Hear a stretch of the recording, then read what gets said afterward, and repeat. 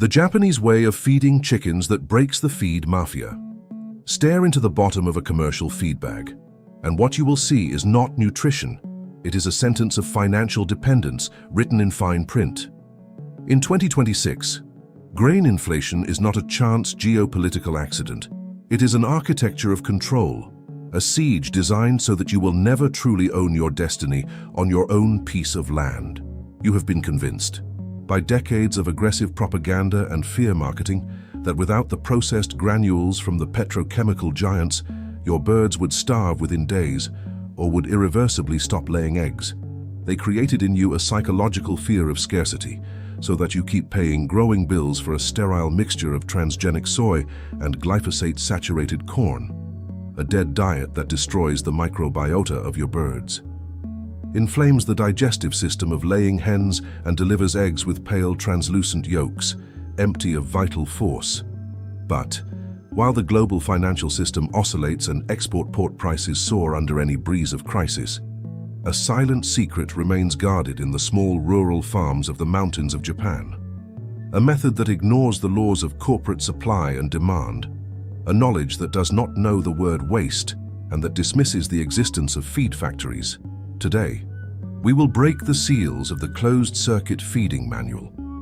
We will learn to transform what the modern system calls organic waste into legitimate high bioavailability protein gold without spending a single paper cent. Prepare to watch your chickens transform into biological machines of unshakable health, with feathers as bright as silk and yolks of a deep orange, like the setting sun of 1800.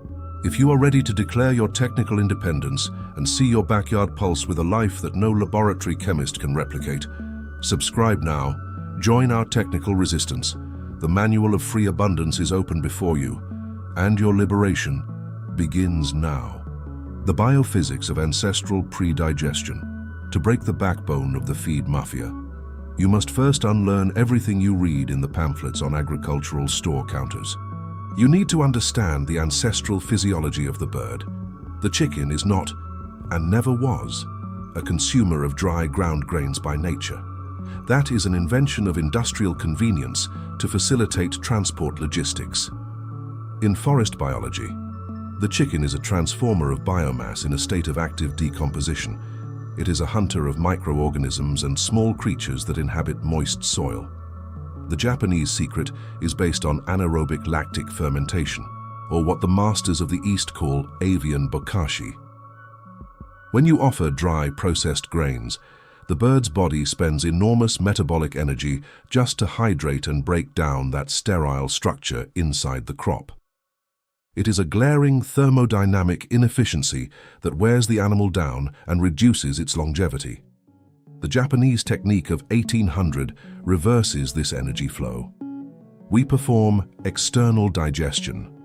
We pre-digest the food outside the bird's body through a consecration of efficient microorganisms. Imagine an invisible colony of lactic acid bacteria and wild yeasts, working silently in the dark of a sealed barrel, breaking complex cellulose chains, releasing essential amino acids that were previously locked away, and multiplying B-complex vitamins by 1000% before the bird even takes the first peck at the feeder. This creates what resistance agronomists call probiotic inertia. A chicken fed on this fermented system not only eats less volume, it absorbs more nutritional density per gram consumed. Its intestine becomes an acidic pH environment, impenetrable to fatal pathogens such as salmonella or coccidiosis. Its health ceases to depend on expensive vaccines and antibiotics and becomes dependent exclusively on the biological alchemy that happens inside your fermentation barrel. But our journey does not end with plant fermentation. The true breaking of the mafia occurs when we introduce the pillar of lateral protein conversion. We use the biology of insects as a high-octane enzymatic accelerator. It is the physics of the forest applied to the perimeter of your backyard, where today's kitchen waste becomes tomorrow's noble, living, pulsating protein through the mediation of beings that the modern system taught you to detest out of pure aesthetic prejudice. The three kingdoms of free abundance. Draw close to the yellowed pages of this guide and observe with rigor the materials that nature delivers to us every day. Without bills, without taxes. To achieve total sovereignty, you must manage with the precision of a strategist 3 sources of energetic wealth.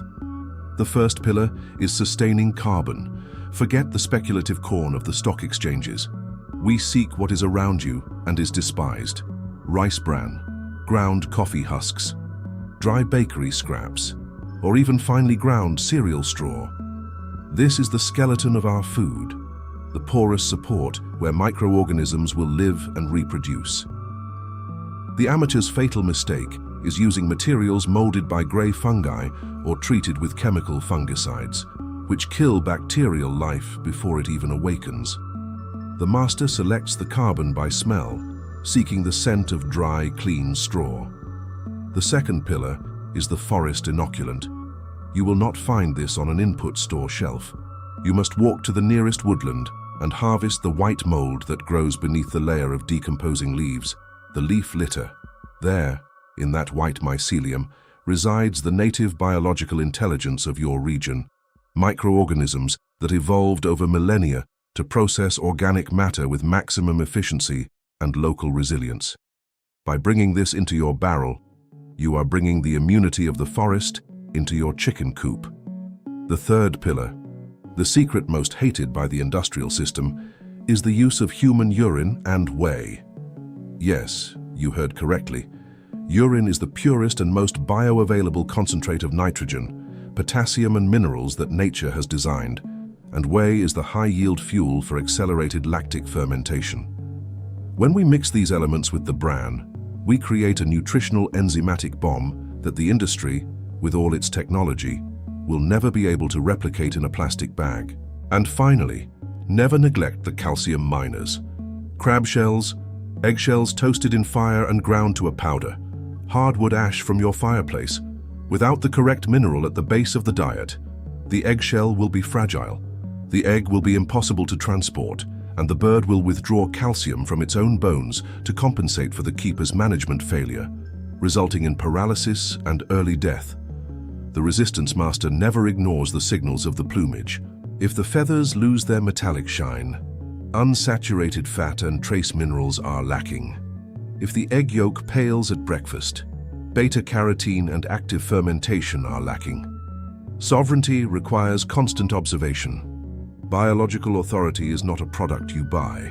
It is a state of mind that is earned over time, with error and with the rigor of ancestral study. The step-by-step of avian alchemy. Observe now the practical execution. For technical discipline is the only wall separating the free farmer from the logistical hostage. Step 1. Preparation of the base mix. In a shaded area protected from the wind, mix your carbon base with 10% wood ash and 5% ground rock powder or crushed basalt. Add the coarsely chopped forest inoculant. Now, the detail that decides success or failure: moisture.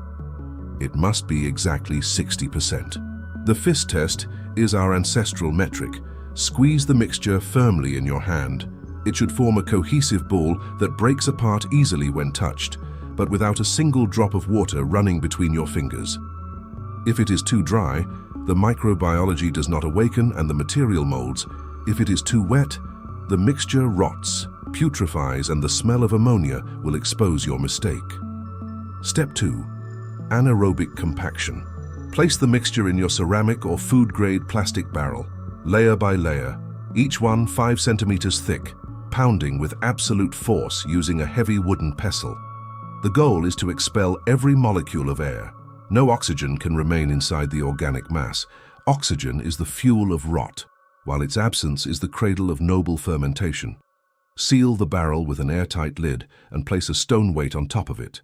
In classical Japan, the masters partially bury these barrels in the workshop floor to use the thermal inertia of the soil, maintaining a constant temperature of 30 degrees Celsius that favors elite bacteria. Step 3. The living protein reactor. Alongside your barrel stock, you will build the self-harvesting system for black soldier fly larvae. Use tropical fruit scraps and fresh rabbit manure. The Japanese secret is the geometry of the 45-degree ramp. When the larva reaches its protein and lipid maturity, It instinctively seeks a dry place for metamorphosis and walks on its own up the ramp, falling directly into a clean collection bucket. You do not need to hunt the protein. You do not need to grind meat. Biology works in 24-hour shifts for you while you sleep or study. It is the engineering of invisible abundance, a living biological machine that converts waste into pure protein, without bills, and without the state's hands in your pocket. The amateur's critical mistakes. Many enthusiastic keepers fail and return to being slaves of commercial feed because they try to apply the industrial rush mentality to a rhythmic biological system. Critical mistake number 1 is abrupt transition. If you switch from chemical corn and soy feed to the Japanese fermented formula overnight, the intestinal flora of your birds, addicted to simple enzymes, will enter osmotic collapse. You will see diarrhea and feather loss. The transition must be done over 14 days of patience, mixing the new with the old, allowing their enzymatic system to adapt to the potent living food. Mistake number 2 is the barrel stability pH. If upon opening your ferment after 30 days, you smell a sharp vinegar odor or foul putrefaction, discard it immediately into the compost pile. Do not offer it to the birds. The correct smell of sovereignty must be sweet, mildly alcoholic and deeply earthy, an aroma reminiscent of the floor of an untouched forest after the first spring rain. If the smell has failed, you failed in compaction or moisture. Go back to the beginning and refine your technique. Mistake number 3 is neglecting the mineral kingdom as if it were merely an aesthetic detail. Chickens that do not receive ash or rock powder in their daily diet begin to display pecking behaviors, attacking one another to the point of drawing blood in search of lost minerals. Aggression in the chicken coop is, almost always, a symptom of mineral hunger hidden beneath a diet of hollow grains. The resistance master never ignores the signals of the plumage. If the feathers lose their metallic sheen, unsaturated fat and trace minerals are lacking. If the egg yolk pales at breakfast, beta-carotene and active fermentation are lacking. Sovereignty demands constant observation. Biological authority is not something you buy. It is a state of mind earned with time, with error, and with the rigor of ancestral study. The full execution of this strategy demands the millimetric organization of a military strategist in times of siege. Your primary objective is not just to feed the birds today. It is to create a stock of fertility and protein that lasts the 12 months of the year. Independent of supermarket crises, road blockades, or stock market crashes. Imagine the real power of a man who possesses 10 barrels of bokashi maturing in the silence of his basement, and a larva system that passively produces 2 kilograms of live protein per day. That man is off the radar of global inflation. He does not fear the closure of supply routes or the rise of diesel prices in delivery trucks. He has recreated the closed-circuit cycle on his property. A sacred cycle where the chicken's droppings feed the vegetable compost. The compost feeds the insect larvarium. The larvarium feeds the chickens with noble protein, and the chickens feed the human lineage with the densest and most complete food on planet Earth. This is not just animal husbandry. This is rustic alchemy applied to survival. It is transforming sunlight captured by plants and decomposition, mediated by insects, into political sovereignty, into unshakable health and food freedom. Every egg harvested in this Japanese system is an act of rebellion, a manifesto of resistance against an industrial model that wants you dependent, sick, weak, and perpetually in debt. By permanently stopping the purchase of feed, you are not just saving a few thousand reais in devalued paper money.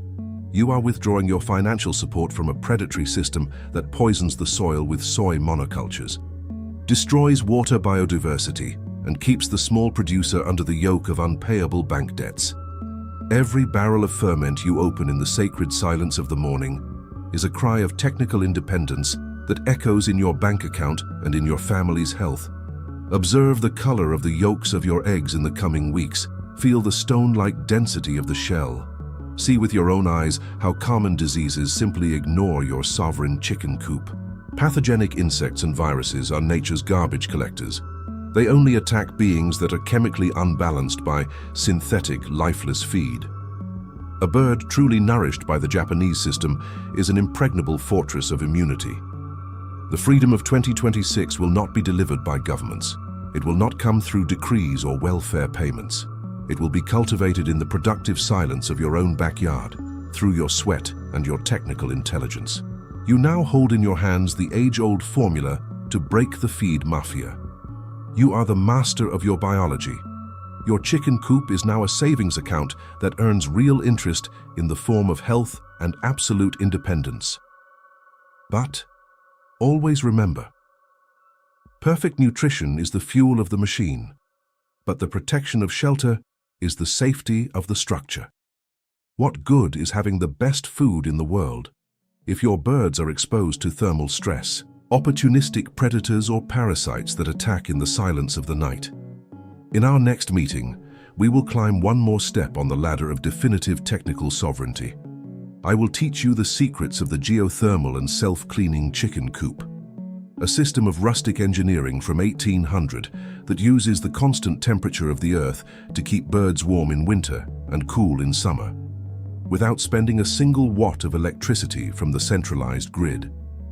We will learn to design a shelter that cleans itself through the action of decomposing fungi in a deep litter bed, completely eliminating odor and the manual labor of cleaning, transforming the chicken coop into a fertilizer factory while the birds rest. The path to total autonomy requires the patience of a monk, the study of a scientist, and an unshakable will to be a free man. Keep your barrels well sealed in the dark, your soil always covered with protective straw, and your sovereign spirit above any price set by the market. Keep your agronomy manual dry on the workshop shelf, your cutting tools always clean and sharp, and your mind free from the invisible chains of rampant consumption and industrial dependence.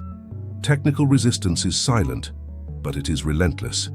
Until the next chapter of our liberation, stay strong.